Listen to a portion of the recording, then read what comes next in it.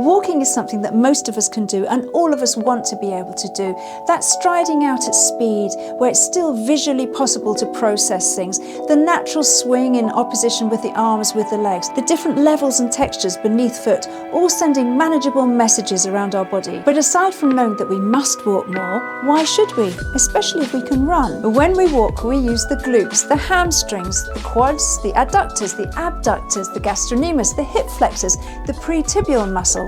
Loads. But don't all of those get used in running with more demand?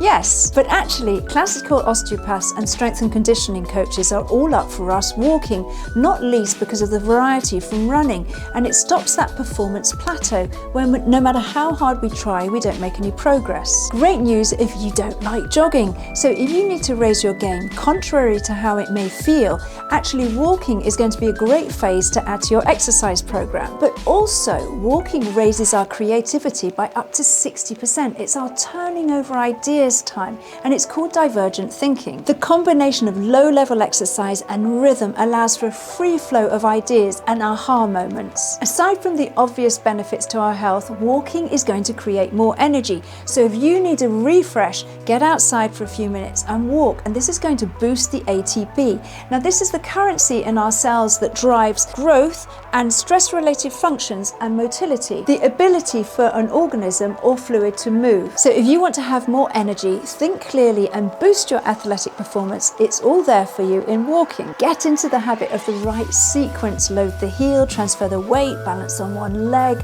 and repeat. Unless you're a ninja, and then you must tiptoe.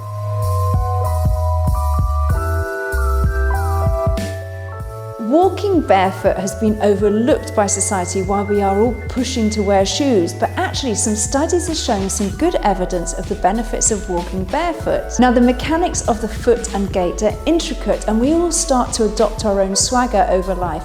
But if you're not used to wearing shoes, taking them off and walking barefoot can be uncomfortable. In fact, we've become so used to support that our muscles underfunction, and then when we do go barefoot, it's even felt that the pressure that goes across the foot affects the biomechanics. Then we develop pronation, that rolling in, followed by a lovely list of conditions that can stem from that. And much as walking on hard, man-made surfaces might have its issues, what if we just kick off our shoes and go barefoot more often? Well, walking barefoot, placing your feet on the ground, is actually grounding. Now stay with me for a minute before you think I'm running off with the realms and fairies. So inflammation is big these days, and it is the precursor to many diseases, and it is expressed in different ways in different parts throughout our body, whether that be arthritis, Alzheimer's, and heart disease. Now, walking with contact to the soil has been shown to reduce stress levels. It's even been considered to support organ function down to the tissues and the cellular level. But how? So grounding allows your body to absorb the negative electrons through the earth,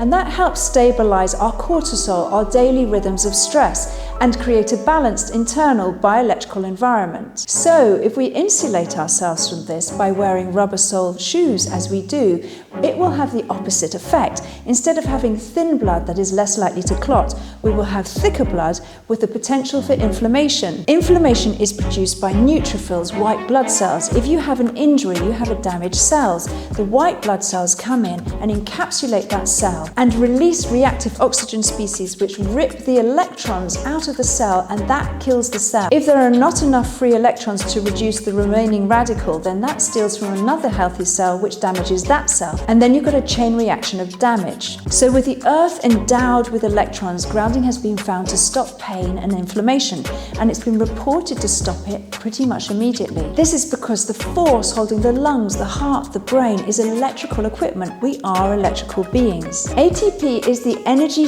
currency of the cell. That is how we run our body's functions, by generating a bioelectrical transfer. And when we connect to a conductor server in some way, there is a transfer of electrons that's slowly going through the body. It was an electrician, Clint Gober, who actually started his own trials. Suspicious of the implications of how we were insulating ourselves from the earth, he literally put metal duct tape on his bed, clipped it to a wire, dropped it out of the window, and put a metal stake into the ground. Having always needed something to help him sleep for the pain, he realized there was something in this grounding thing, as he'd had the best night's sleep. With a group of 60 people on trials, he noticed a remarkable remarkable difference in the scans before and after grounding. And the participants said that PMS, pain, inflammation and other things had all greatly reduced or even gone. Then he attracted the attention of scientists and physicians, and grounding became wholly effective in larger studies. So you can make the most of your walking by playing around with the speeds. You could take the hills with a nice stride. You could use the flat bits for walking lunges and maybe some balance exercises.